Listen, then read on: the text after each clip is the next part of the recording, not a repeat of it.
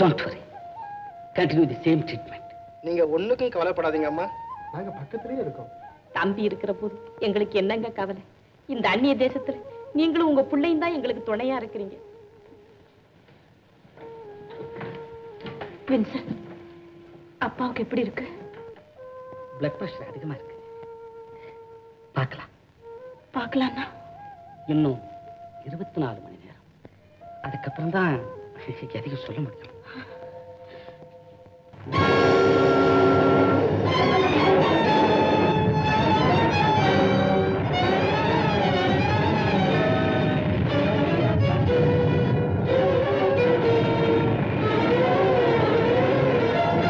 ஒரு முக்கிய அறிவிப்பு. நமது எல்லைப்புறத்தில் சக்தி வாய்ந்த ஈவு இருக்கமற்ற ஒரு எதிரி சமாதானத்தையோ சமாதான வழிகளையோ லட்சியம் செய்யாமல் மிரட்டி வந்து மிரட்டலை செயல்படுத்தவும் தொடங்கிவிட்டார்.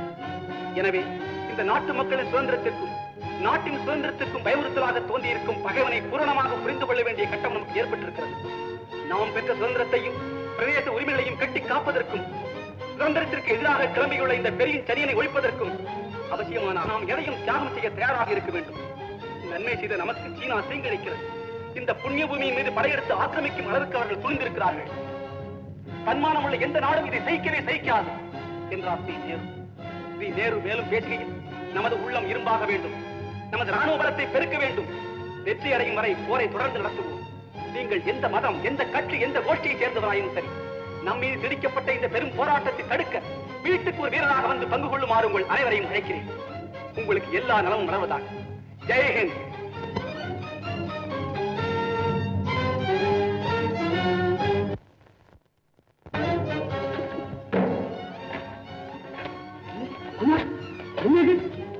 முதல்ல வேலைக்கு வந்த உத்தரவை கிழிச்செஞ்சு போட்டீங்க. தாத்தா, நான் இந்த வேலைக்கு போக போறது. நான் செய்ய வேண்டிய வேலையும் போக வேண்டிய இடமும் வேற இருக்கு. என்னப்பா சொல்ற? நடுநிலைமை கொள்கையை கடைபிடிக்கிற நம்ம நாட்டு மேல அநியாயமா படையெடுத்திருக்கிறான் சீனாக்காரன். நம்ம தலைவர் நேரு பேசுறதை கேட்டீங்கல்ல? ஆமா. நாட்டின் எல்லையை பாதுகாக்க வீட்டுக்கு ஒரு வீரன் தேவைன்னு அவர் அழைப்பு விட்டது நியாயம் தானே? தாத்தா, நான் ராணுவத்துல சேர்றதா முடிவு பண்ணிட்டேன். நான் அனுபவப்பட்டவன் சொல்றேன், கொஞ்சம் யோசிச்சு பேசலாம். நாட்டை காக்குறதுக்கு வீட்டுக்கு ஒரு ஆள் போகணுங்கிறது எனக்கும் தெரியும். ஆனா நம்ம வீட்டுக்கு இருக்கிறது நீ ஒருத்தன் தாண்டா. நாடே இல்லைன்னா வீடு எது தாத்தா? குமார், ஏன் தாத்தா நான் மிலிட்டரியில சேர்றேன்னு பயப்படுறீங்களா? என்ன பார்த்தாடா இந்த கேள்வி கேட்கிற? உங்க அப்பா எனக்கு ஒரே மகன். போன சுதந்திர போராட்டத்துக்கு அவனை நான் அனுப்பிச்சேன். சொந்தக்காரங்கள் எல்லாம் தடுத்தாங்க. யாரையும் லட்சியம் பண்ணாம போனான்னு நான் தான் அனுப்பிச்சேன். அதன் பலன் என்ன ஆச்சு? அவன் குணத்தை கூட நான் கண்ணுல பார்க்க முடியாத அந்த இயக்கத்தில் உன் அம்மாவும் போயிட்டான். அன்னையிலிருந்து இன்ன வரைக்கும் உன்னை வளர்க்கப்பட்ட பாடி எங்களுக்கு தாண்டா தெரியும், எங்களுக்கு தான் தெரியும். நான் தர்ம யுத்தம் செய்ய போறேன். நம்ம நாட்டு மேல படையெடுத்து வரவனை தடுத்து நிறுத்த உதவி செய்ய போறேன். கடவுள் புண்ணியத்தில் எனக்கு ஒரு கெடுதல் ஏற்படாது. அப்படி ஏற்பட்டா குமார், என் அப்பாவுடைய முடிவே எனக்கு வந்தா குமார், எனக்கு கிடைக்கிற புகழை விட உங்களுக்கு தான் தாத்தா அதிக புகழ் கிடைக்கும். தன் ஒரே மகனையும் பேரனையும் நாட்டுக்காக தியாகம் செய்த தியாகி அப்படின்னு உங்களை இந்தியாவே வாழ்த்து. இப்ப என்ன நடந்துருச்சு? ஆம்பளையா இருந்துகிட்டு இப்படி கண்ணீரை வடிக்கிறீங்களே, உங்கள் ஆட்டமா? எல்லாரும் கவலைப்பட்டுக்கிட்டே இருந்தா நம்ம நாட்டுக்கு வந்த ஆபத்தை யார்தான் தடுக்கிறது? அவன் நல்ல கருத்துக்கு தானே போறான், போயிட்டு வரட்டுமே. குமார், வேல்முருகன் ஆணையா சொல்றேன், நீ வெற்றியோடு திரும்பி வரணும். என் கையால உனக்கு வீர திலகமிட்டு உன்னை வரவேற்கணும். பாட்டி, குமார், என்ன சேர்த்துக்கோங்களா? நிச்சயமா. நானும் ஒரு மெடிக்கல் ஆபீசரா போறேன். நீயும் என்னோட வரணும்னு நான் ஆசைப்பட மாட்டேனா? அதுக்காக இன்னைக்கு சாயந்தரமே ஆபீஸ்களை சந்திக்க போறேன். பாத்தியா, ஆபீஸ் போறேன்.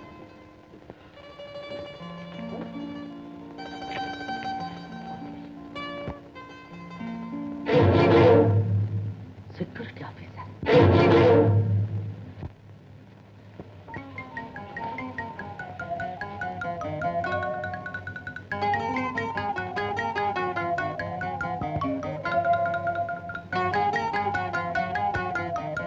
ஆமா, சர்க்கார் உத்தரவுப்படி உன்னையும் காவல வைக்கணும்னு இவங்க வந்து. என்னையா? ஏன் போர் நிலைமை அதிகரித்து விட்டு எல்லா இந்தியர்களையும் காவலிலே வைக்கும்படி சர்க்கார் உத்தரவு. யாருக்கும் விதிவிலக்கு இல்லை. என்னை கூடவா நீங்கள் நம்பவில்லை? பெற்ற தாயையே அன்று தனியாக பிரித்து அனுப்பினேனே, அது கூடவா உங்களுக்கு நினைவில்லை? இல்லை, எதையும் சர்க்கார் நம்பவில்லை, நம்புகிற நிலையிலும் இல்லை. அப்படி என்றால் என்னை காவல் முகாமுக்கு அனுப்ப வேண்டாம். உங்கள் கையாலேயே என்னை கொண்டு விடுங்கள். எந்த பூமிக்கு நான் விசுவாசமாக இருக்கிறேனோ அந்த பூமியிலேயே மடிந்து போகிறேன். எவர்களுக்கு நான் நன்றியுள்ளவளாக இருக்கிறேனோ அவர்கள் கையாலேயே நான் மடிந்து போகிறேன். அப்படி என்னால் நீ ஒண்ணு செய்ய முடியுமா? என்ன செய்ய வேண்டும்? உடனே உத்தரவிடுங்கள். நன்றியுள்ள நீ, விசுவாசம் உள்ள நீ, இதையே உனது நாடாக கொண்டுவிட்ட நீ ஒரு சீனத்து குடிமகனை திருமணம் செய்து கொள்ள முடியுமா? சீனத்து குடிமகனை அல்ல, இந்த நகரத்திலேயோ நாட்டிலேயோ யாரை நான் திருமணம் செய்து கொள்ள வேண்டும் என்று நீங்கள் சொல்லுகிறீர்களோ அவரை நான் மணந்து கொள்கிறேன். மிஸ்டர் சென், ஒரு ஹிருதயத்தின் உண்மையான பக்தி விசுவாசத்திற்கு இதைவிட என்ன சாட்சி வேண்டும்? நாட்டை மறந்தாள், வீட்டை மறந்தாள். இன்னுமா நீங்கள் இவரை நம்பவில்லை? நம்புகிறேன் மிஸ்டர் லிட்டாங், நம்புகிறேன். ஆனால் ஏன் தயக்கம்? நானே இவளை என் மருமகளாக ஏற்றுக்கொள்ள தயார். yes, I will marry her. Very good. All right, Mr. Littang, shall I make a move?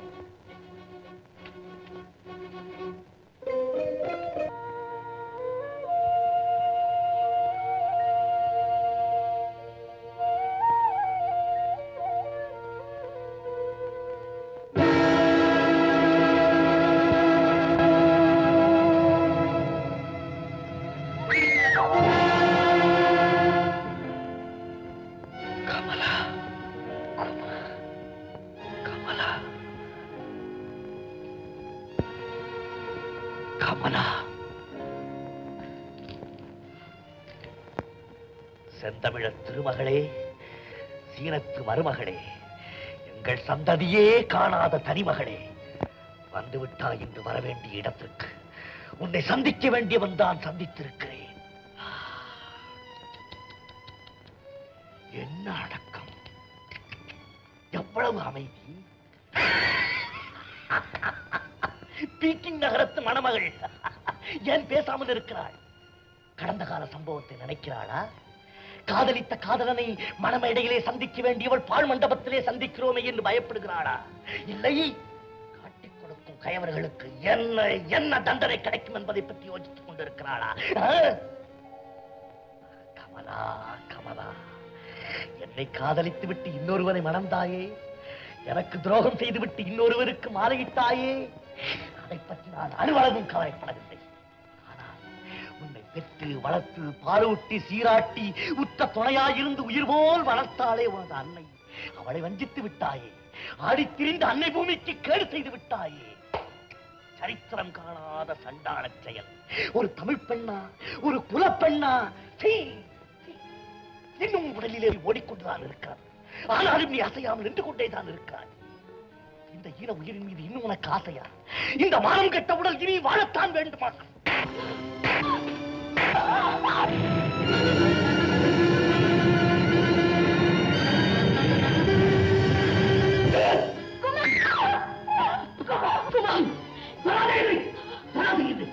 Kumar, நான் உங்களை இந்த இடத்தில் இறுதியாக சந்திக்கிறார், இறுதியாக பேசப் போகிறார், உறுதியாகவும் பேசப் போகிறேன். குற்றவாளிகளின் தைரியம் நிரபராதிக்கு வராது. குற்றவாளியா நிரபராதியா என்பது விசாரணை இல்லாமல் தெரியாது. தேச துரோகத்துக்கு விசாரணையே கிடையாது. தேசபக்திக்கு அப்படி ஒரு பெயர் கிடையாது. சிரத்து மண்ணிலே நன்றாக நடிக்க கற்றுக் கொண்டிருக்கிறார். தெய்வத்தின் முன்னிலையிலே நான் உண்மை பேச நினைக்கிறேன். தெய்வம் நேர்ச்சல். உலகத்தின் கண்ணுக்கு அதுதான் உண்மை. குமார், இதயம் இல்லாதவர்கள் கண்களைத்தான் நம்புவார்கள். உங்களுக்கு இதயம் இருக்கிறது, அதன் கதவுகளை சற்றே திறந்து வைத்துக் கொள்ளுங்கள். மாள கிடக்கிறார் தந்தை என்ற செய்தி வந்ததும் மயங்கிய இதயத்தோடும் கலங்கிய விழிகளோடும் என்னை மறந்து விட மாட்டீர்களே குமார் என்று கேட்ட கமலாதான் இவள். பறப்பதற்கு விமானம் இல்லாவிட்டாலும் எனது சிறகுகளாலே பறந்து வருவேன் என்று பிரிந்து சென்ற கமலாதான் இவள். இல்லை, கமலா இறந்து விட்டாள். அந்த கமலா இறந்து விட்டாள். இல்லை, தன்னை சாகடித்துக் கொண்டு விட்டான். தன் பழைய நினைவுகளை வேக வைத்துக் கொண்டு விட்டான். தாயகத்தின் மீது படையெடுத்து விட்டார்கள் பகைவர்கள் என்று தாயை பிரிந்து விட்டான். தன்னை மறந்து விட்டான். ஒற்றர் கதைகளை ஒவ்வொன்றாக நினைத்துக் கொண்டு உயிரை பணயம் வைத்து உளவு பார்க்க துணிந்து விட்டான். பகைவர்களை நம்ப வைக்க அவர்களிலே ஒருவனையே மணந்து கொண்டான். குமார், உங்கள் வாக்கு பொய்யல்ல. சீனத்து மண்ணிலே கமலா நடிக்க கற்றுக்கொண்டான். குமார், கணவாய் நோக்கி பகைவர்களின் அணி ஒன்று வருகிறது என்று உங்களுக்கு செய்தி வந்ததே, அந்த செய்தி இந்த துரோகி அனுப்பியதுதான். 1.5 லட்சம் துருப்புகள் புதிதாக வருகின்றன என்று உங்கள் படைக்கு உளவு வந்ததே, அதை கொடுத்தவள் இந்த குற்றவாளிதான். புதிய வழியிலே பொண்டிலா நோக்கி சீனப்படை முன்னேறப் போகிறது என்று முதலாக உங்கள் படைக்கு சொன்னவள் இந்த பாவிதான். இரவு நேரத்தில் எரியும் ஓர் விளக்கு எதிரியை நோக்கி இந்திய படை சுடும். எது அந்த விளக்கு? இதோ இந்த கமலாவின் இதயத்தில் எரிந்து கொண்டிருக்கும் தேசபக்தி விளக்கு. கமலா, கமலா, கமலா. குமார், எதிரிகளுக்கு நான் யார் என்பது தெரிந்து விட்டது. எனது உருவம் என்ன என்பது அவர்களுக்கு புரிந்து விட்டது. அங்கே எனக்கு மரண தண்டனை கிடைத்தது. தப்பி வந்தேன். எங்கே மற்றொரு தண்டனை காத்துக் கொண்டிருக்கிறது. குமார், என் கடமை முடிந்தது. விரோதிகள் கையால் சாகாமல் வேண்டியவர்கள் கையால் சாக விரும்புகிறேன். என்னை கொன்று விடுங்கள். ஓ கமலா, கமலா, நீ எவ்வளவு பெரிய தியாகத்தை செய்து விட்டாய். என்னை தொடாதீர்கள் குமார், என்னை தொடாதீர்கள். இந்த மேனி கரைபடாத மேனிதான். இது கலங்கு சுமக்காத உள்ளம்தான். ஆனால் மாலை ஒன்று விழுந்தது கழுத்தில். மரணமே பெறுவதென்றாலும் ஒன்றுதான் வாழ்வு என்பது நமது பண்பாடு. அந்த சீனத்து மனிதர் மிகவும் நல்லவர். முதல் நாளிலேயே என்னை தொட வேண்டாம் என்று சொன்ன போது தூரத்தில் இருந்தே எனக்கு வணக்கம் செலுத்தியவர் அவர். குமார், நான் அன்றும் கன்னிதான், இன்றும் கன்னிதான், இனி என்றும் கன்னியாக இருப்பதே நான் எடுத்துக்கொண்ட காரியத்துக்கு துணை புரியும்.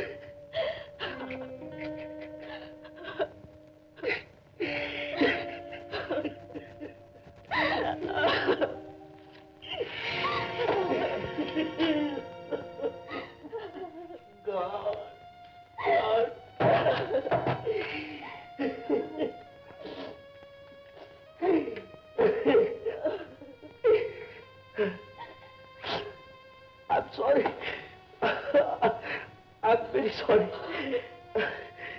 இனி நமக்கு காதல் இல்லை, கடமை, கடமை.